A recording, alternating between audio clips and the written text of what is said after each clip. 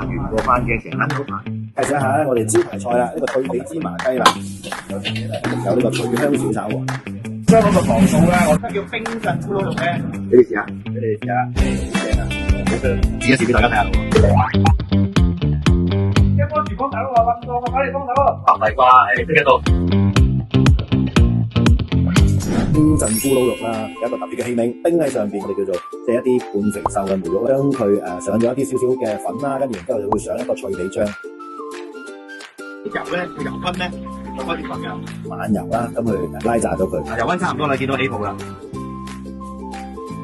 代表金黃啦，同埋脆嘅，就落我哋呢個糖醋啦。佢睇到都好想食咧。做醬啊，即係講我哋咕嚕肉嗰個汁啦。係一啲配料啦，啲青花紅椒嗰啲，同埋呢個頭先炸到好甘香啊、好脆口嘅一個咕嚕肉啦，咁啊兜埋一齊，咁然之後咧就可以上碟噶啦。咁啊上碟咧就逐嚿咁鋪喺冰面上邊，咁啊冰面上邊咧，呢個咕嚕肉咧出邊咧就好熱凍嘅，裏邊係熱嘅，咁特別咧帶少少炒漿嘅其實，咁喺手凍嘅時間咧佢就會凝固硬咗嘅，都會有一道薄嘅脆皮嘅口感。大家都睇呢個喎。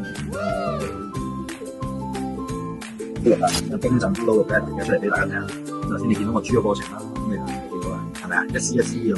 點解要冰鎮咧？其實咁啊，外邊咧涼涼的，裏邊咧就暖暖的，愛吹愛流聞，俾大家不妨真係要嚟試一試。嗰啲肉咧，肥豆咧，啲肉真係正啊！即刻推介。咁大家嚟到嘅時間咧，記得點到呢個叫冰鎮咕嚕肉。番茄黃蛋牛飯，好正嘅呢個飯，煮一煮我哋呢個番茄啦。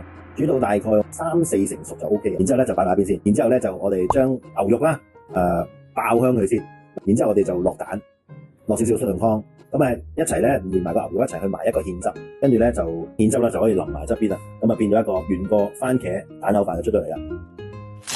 珍珠咁嘅料啦，成個水晶球，非常之好啊！咁新鮮嘅番茄仲要剝埋皮嘅喎，佢有啲甜 feel 啊，同埋咧夾埋啲蛋啊，同埋鮮茄咧，真係好夾啊！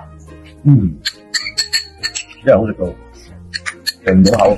睇下我哋招牌菜啦，呢個脆皮芝麻雞啦，經過咗一晚嘅風乾之後咧，咁跟住再搽上我哋嘅蛋白漿啦，再黐埋一啲芝麻上去，燒滾咗啲晚油啦，就跟住一路淋啊，淋到佢呢個脆皮咧金黃色，跟住開始鬆脆嘅時間咧，跟住我哋就可以斬上嚟。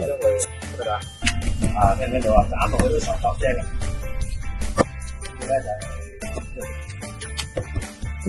俾你試下，跟住到我哋先喎。大家聽唔聽到啊？雜雜聲。哇！嗰啲肉咧要有肉汁啊，聽唔聽到啊？大家有肉汁。有呢個脆香小炒王，魚仔啊、蝦乾啦、韭菜花啦、腰果喺呢度咧，用油咧去爆炸香佢先，炸到佢咧金黃色脆口啦嘅配料啦，加埋我哋嗰啲香料啦、韭菜花啦，喺呢度咁上下啦。蝦王咧，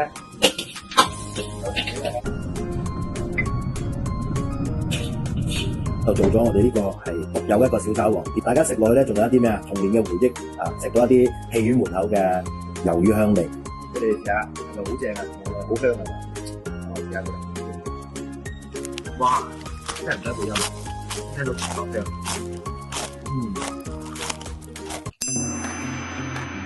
嗱，大家咧嚟到咧，記得揾我點呢度其中一道菜，請你哋飲紅酒啦，好唔好啊？仲有喎，飲完紅酒，跟住咧食小菜之餘咧，梗係唔少得甜品啦。呢個咩甜品啊？鮮奶燉紅膠啊！你哋幾多人嚟，我就請你食幾多。我哋嘅地址咧就喺呢個九龍灣 Mega Boss 14樓，現陣都係我哋噶，揸車可以揸到上嚟14樓，泊車可以泊喺門口啊！大家記住過嚟啦。